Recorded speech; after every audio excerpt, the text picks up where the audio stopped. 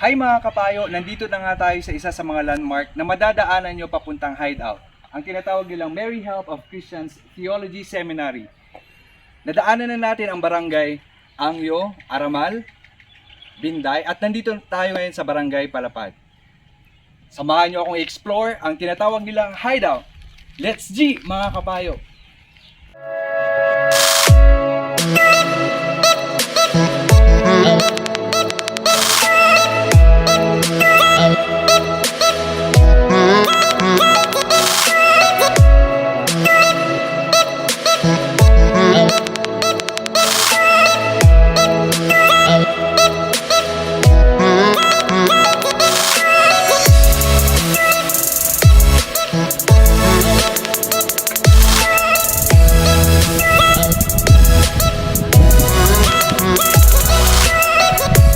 At ngayon, nandito na nga tayo sa tinatawag nilang hideout.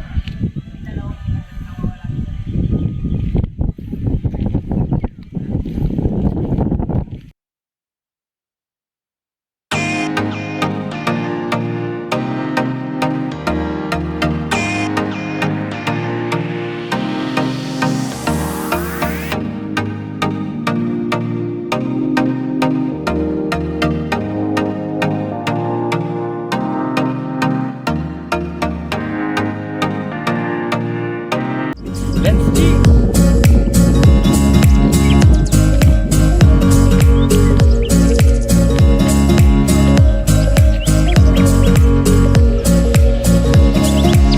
Nandito na tayo ngayon sa hideout. Dito kung saan safe ka na, nasarapan ka pa.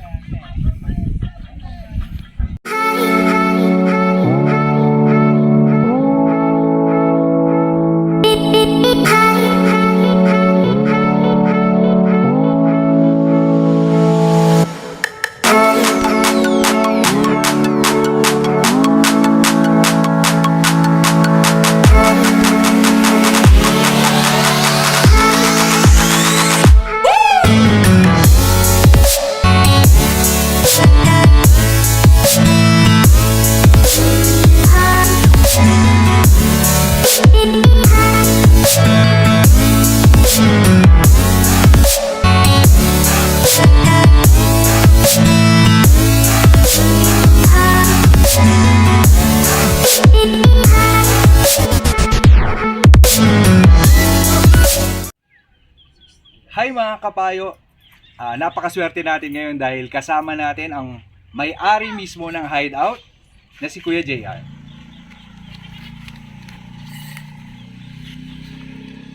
Ayun na nga, ngayon naman, syempre para mas makilala natin si hideout, kakausapin natin si Kuya JR. Kuya JR, paano nga ba nagsimula ang hideout? Ito yan kasi umpisa pandemic, nag-umpisa yung pandemic yan. Opo. At nandito na rin kami habang walang trabaho. Nag-jogging muna kami, market kami ng bundok, kabundungan. Hindi naisipan namin walang makainan. Opo. Puro tindahan lang meron dito noon. Kaya yun, naisipan namin mag-start kami muna sa merienda. Merienda muna. Hanggat sa may kumain, kinangkilik, nag-request sila ng may ulam na sana, gano'n, kanin. Correct. Hanggat sa may ibang customer naman, sabi na, may mga drinks o kaya inuman na rin sana pag gabi. Opo. Kaya yun, doon nagsimula yung hideout. Yun. At ang pinaka the best dito guys, ang pinaka gusto ko talaga is yung place, yung ambience mismo. Talagang makakaranas ka ng tinatawag nating peace of mind, lalo na mamayang gabi. At ngayon, syempre, invite na po natin. Ano nga ba ang may offer ng hideout para sa mga nanonood o yung mga gustong pumunta dito, lalong-lalo pagkatapos ng pandemic? Okay, yung sa ngayong pandemic, may offer ko lang is affordable yung ano dito, mga pagkain Pinoy. Yes. Kumbaga dito, safe ka na, masarapan ka pa. Yun. Saka, Yun na nga eh. Saka ano dito, wala kaming main dish, kumbaga wala kaming tatak na pagkain. Kumbaga kung ano yung kaya lang ng mga tao dito o kaya Correct. pumupunta pa dito. Yung mga common na pagkain talaga ng Pinoy. At syempre, ang pinaka gusto ko dito ay ang siomai, na may rice at syempre ang yung halo-halo nila. Masarap talaga. At ano nga po ba ang future plans nyo, Kuya JR, para sa Hideout? Kasi yung inisip ko lang, yung pandemic, yung Correct, makasurvive lang kami sa araw-araw. Yes po.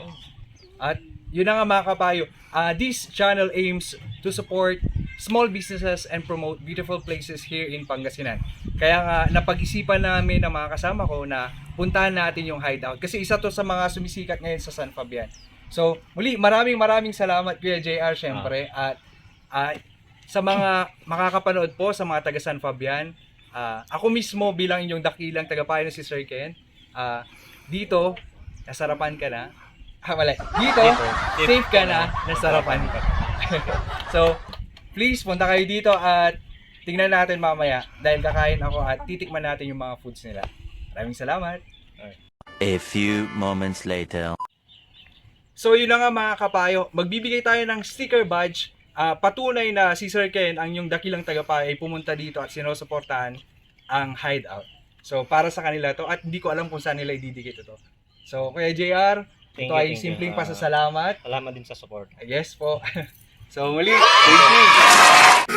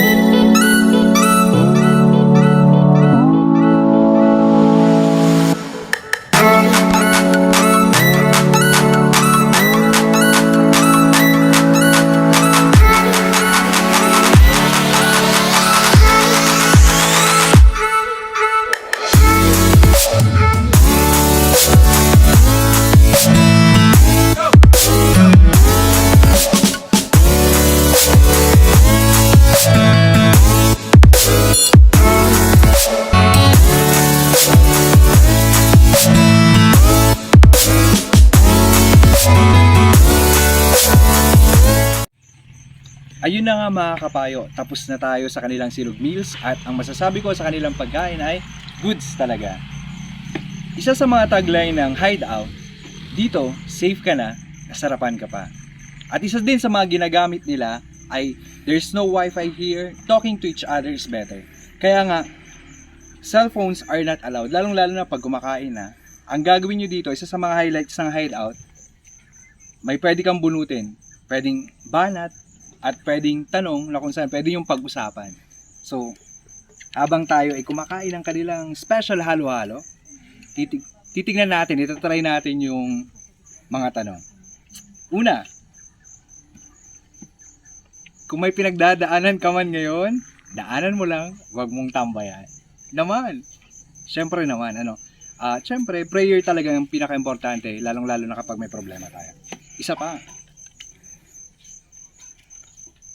sabi dito, sana ang tao parang cellphone. Bakit? Namamatay ng kusa pag nagluloko. Grabe. Sana all. Next. Dati ikaw yung inuuna. Ngayon, starbo ka na. Ngayon, starbo ka na. Sakit naman yun. At syempre, try naman natin ngayon. nagkita kayo ng ex mo, nakasama mo ang GF o BF niya, ano ang gagawin mo? Lux naman. Siyempre, pag nakita ko yung ex ko, yung ex-girlfriend ko, ang gagawin ko, siyempre, I will just smile. At siyempre, maging civil tayo, ano. Kasi nga, part siya ng buhay mo eh. Hindi naman pwedeng, di ba? Wala namang bitterness sa puso mo dapat. Kaya yun. Isa pa, kuha tayo. Sabi niya, may closure na ba kayo ng taong mahal mo na hindi mo nakatuluyan? Oo naman, closure ay isa sa mga pinaka-importante natin gawin. Huwag na huwag kang papasok sa isang relasyon na walang closure na naganap. Kasi nga, napaka-unfair sa side ng bago mong makakarelasyon. So, pinaka-importante yun. At syempre, ang panghuli naman ay sabi niya, kaya mo bang magparaya para sa ikakaligaya niya? Ay, naku naman. Parang paubaya, no? Paubaya sa taong mahal mo. Yes, kaya ko. Kasi nga, never kong ipipilit yung sarili ko sa taong hindi naman ako mahal. Magiging masaya ako kahit masakit kasi nga mahal mo. Kaya ko magpaubaya kasi nga mahal mo siya. So yun mga kapayo. Abang tayo inaghalo-halo. Grabe naman yung mga tanong. So please, let's support small businesses and promote beautiful places here in Pangasinan. Punta po kayo dito sa Hideout na matatagpuan dito sa Palabat. Ganito yung view pag gabi.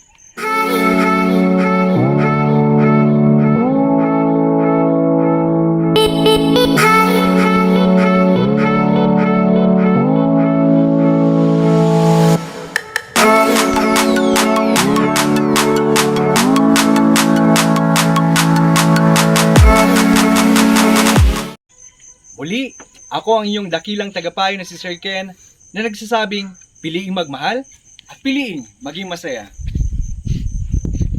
See you sa aking next vlog. Bye-bye. Bye!